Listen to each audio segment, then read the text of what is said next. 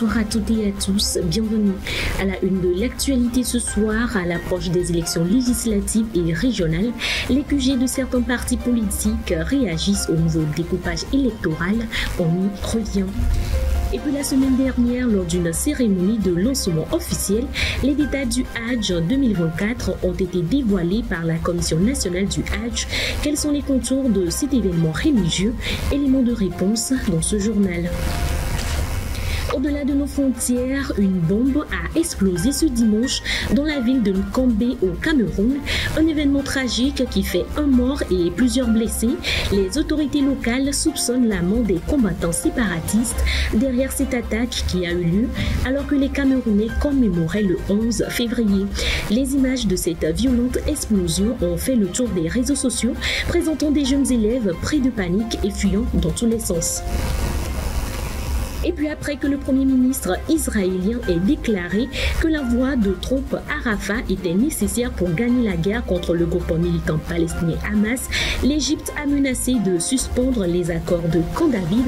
D'autres précisions dans ce journal, restez avec nous.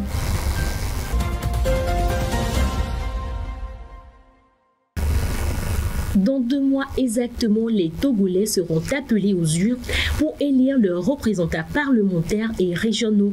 Cependant, avant même le début des élections, le nouveau découpage électoral suscite des réactions au sein de certains QG de certains partis politiques. Plus de précisions avec Bernard Candy. Des partis politiques d'opposition continuent de réagir sur les nouvelles répartitions en vue des élections législatives et régionales du 13 avril prochain. Il s'agit en effet de la répartition des sièges des députés en fonction des circonscriptions électorales. Le Comité d'action pour le renouveau CAR déplore le fait que le gouvernement togolais ait pu organiser des élections dans des conditions non consensuelles, mettant à rude épreuve la cohésion sociale. Concernant le parti Alliance des démocrates pour un développement intégral ADI, il affirme que le nouveau découpage est inégal au niveau des régions et préfectures. Le parti cite l'exemple de la préfecture de Thônes qui, avec 338 775 habitants, selon les derniers recensements de la population, se retrouve avec 4 sièges de députés, de même que la préfecture de Zio avec 500 032 habitants. Même son de cloche chez les forces démocratiques pour la République FDR et la Convention démocratique des peuples africains CDPA. L'Alliance nationale pour le changement ANC, quant à elle, parle des dysfonctionnements que le pouvoir a délibérément orchestrés, ceci en violation de la Constitution et du Code électoral en vigueur. Toutefois, malgré ces dénonciations, ces partis politiques garantissent leur participation aux élections. Rappelons que le nombre de députés est désormais passé de 91 à 113 avec 39 circonscriptions électorales au lieu de 30. La semaine dernière, lors d'une cérémonie de lancement officiel, les détails du Hadj 2024 ont été dévoilés par la Commission nationale du Hadj en présence du ministre en charge de l'administration territoriale, de la décentralisation et du développement des territoires. Ici de féliciter Chaplin. La semaine dernière a connu le lancement officiel du Hadj 2024, communément appelé pèlerinage pour les musulmans du Togo. En effet, tout comme l'année dernière, le ministre en charge de l'administration territoriale et la Commission nationale du Hadj ont fixé le nombre de pèlerins togolais à 2400 fidèles accompagnés d'une délégation officielle de 25 personnes, portant ainsi le nombre total de pèlerins togolais à 2425 à la Mecque en Arabie Saoudite. Ainsi, la gestion efficace du pèlerinage de 2023 a favorisé une subvention de 30 000 francs accordée à chaque pèlerin sur le coût du voyage de cette année.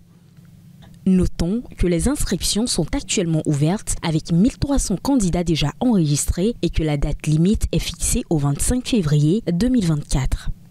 Pour rappel, le Hadj en soi démarre dans la soirée du 14 juin à celle du mercredi 19 juin 2024, date susceptible d'être modifiée. La cérémonie de lancement du Hadj a été soutenue par l'appel au respect des consignes venant du président du Conseil national du Hadj et l'appel à la prière des fidèles musulmans en faveur du Togo, une fois sur la Terre Sainte par le ministre de l'Administration territoriale. Après 2 années de baisse de performance, l'industrie cotonnière au Togo reprend du poil de la bête. La production pour la saison 2023-2024 est estimée à 70 000 tonnes selon les déclarations de la nouvelle société cotonnière. D'autres précisions dans cet élément de gloire le donne. Le secteur du coton au Togo a connu une année exceptionnelle en 2023-2024 avec une récolte record de 70 000 tonnes. Cette performance confirme le rebond observé ces dernières années, marquant ainsi une étape importante dans la revitalisation de l'industrie cotonnière. La production de coton a longtemps été un pilier de l'économie togolaise. Toutefois, elle a connu des difficultés au cours des dernières décennies en raison de divers facteurs dont la fluctuation des prix mondiaux et les défis liés au changement climatique. Cependant, grâce à une combinaison de facteurs dont l'adoption de nouvelles technologies et l'amélioration des pratiques agricoles, la production de coton est en hausse. L'augmentation de la production est une bonne nouvelle pour les agriculteurs togolais qui dépendent du coton pour leur subsistance. Elle est également bénéfique pour l'économie togolaise dans son ensemble car le secteur du coton génère des emplois et stimule la croissance économique. Cependant, malgré ces progrès, les défis subsistent. Pour maintenir cette dynamique, il sera essentiel de continuer à investir dans la recherche et le développement, d'améliorer l'accès au financement pour les agriculteurs et de renforcer les infrastructures de soutien. En somme, la récolte record de 70 000 tonnes en 2023-2024 est une réalisation significative qui témoigne de la résilience et de la détermination des agriculteurs togolais. C'est un signe d'encouragement pour l'avenir du secteur du coton au Togo et une preuve que malgré les défis, un rebond est non seulement possible, mais est en train de se produire. À l'international, une bombe a explosé hier dans la ville de Nkombe, située dans la région du nord-ouest du Cameroun. Cette attaque a eu lieu alors que les Camerounais commémoraient le 11 février, également connu comme la journée nationale de la jeunesse du pays. Le bilan fait un mort et plusieurs blessés, y compris les enfants. Reportage. Dans la commune de Nkambe, située dans la région anglophone du nord-ouest du Cameroun, un attentat à la bombe a fait au moins un mort et des dizaines de blessés dimanche. Les autorités soupçonnent les séparatistes anglophones qui combattent l'armée depuis 7 ans. Plusieurs personnes auraient été blessées, dont des enfants qui reçoivent des soins médicaux dans les différents établissements de santé de Nkambe. Ici, on soupçonne que des combattants séparatistes soient derrière cette attaque survenue alors que les Camerounais commémoraient ce 11 février, la journée nationale de la jeunesse. Avant les événements menant à cette commémoration, les combattants séparatistes qui réclament une nation indépendante depuis 2016 dans les 2 régions anglophones ont interdit toute activité, allant jusqu'à instituer un blocus d'une semaine visant à perturber toute activité, montrant qu'il y a un retour à la normalité dans les 2 régions anglophones du Cameroun. L'incident à Nkambe souligne une fois de plus la réalité alarmante des attaques fréquentes lors des événements majeurs du gouvernement dans les 2 régions anglophones du Cameroun. Le gouverneur de la région du Nord-Ouest, Adolphe Lélé-Lafrique, a annoncé ce lundi l'arrestation de 3 personnes en lien avec l'explosion, qui représente la première attaque significative à Nkambe depuis le début du conflit armé en 2017. La présidente hongroise Katalin Novák a démissionné ce samedi à la suite d'une controverse liée à sa décision de grâce en faveur d'une personne impliquée dans une affaire de pédocriminalité. D'autres précisions dans ce qui suit. La présidente conservatrice hongroise Katalin Novák a démissionné samedi au milieu du tollé général suscité par la grâce qu'elle a accordée à un homme reconnu coupable de complicité dans une affaire d'abus sexuels sur des enfants. En tant que chef de l'État, je m'adresse à vous pour la dernière fois aujourd'hui. Je démissionne de mes fonctions de président de la République.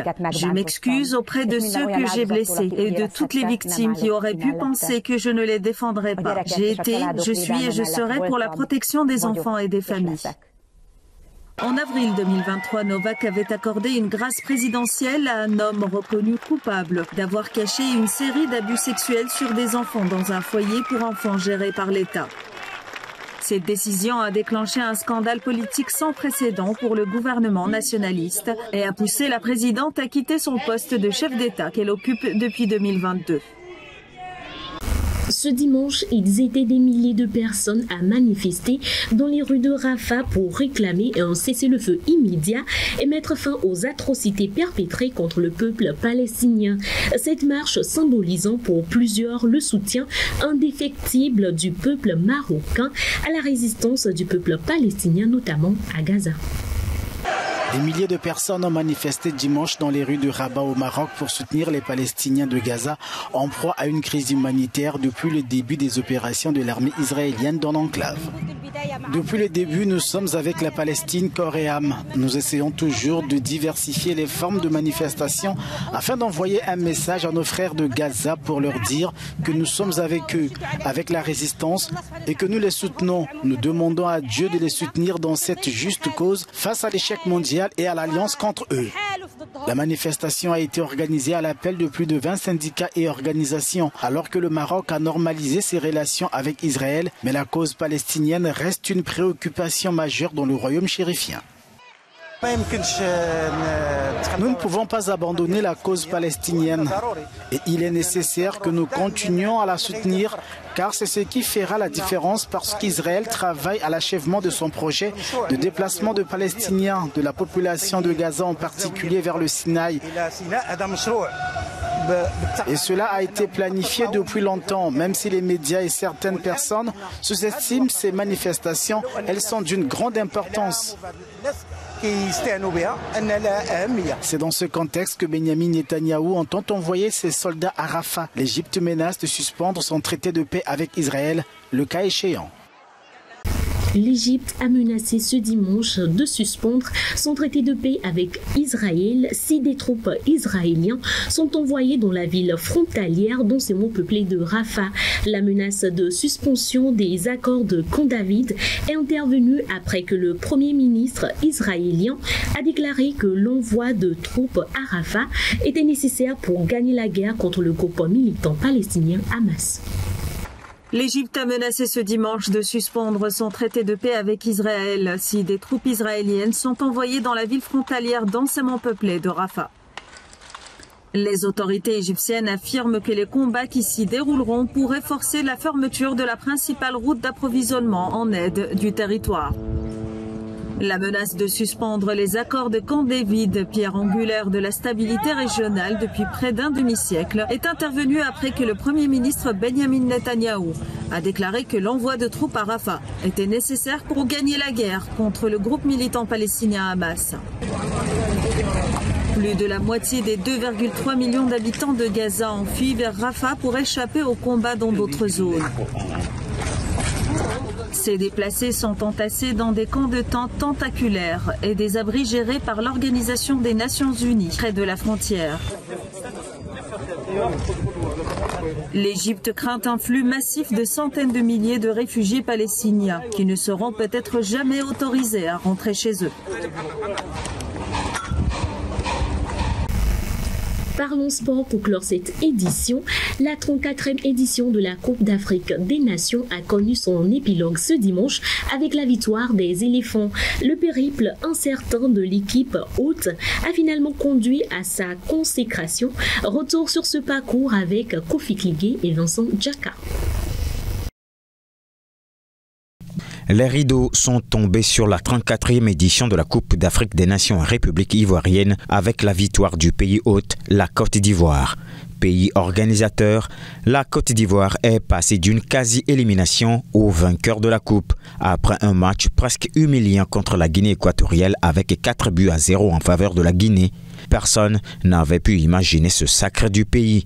Ce match, qui a poussé le pays au bord de l'élimination, a eu comme conséquence directe le licenciement du sélectionneur Jean-Louis Gasset.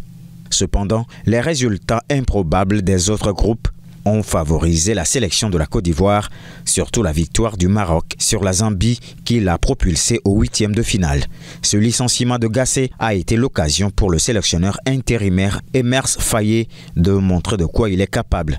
Après l'ouverture du score par le Nigeria, les éléphants ont su renverser la tendance à la 62e minute puis à la 81e minute.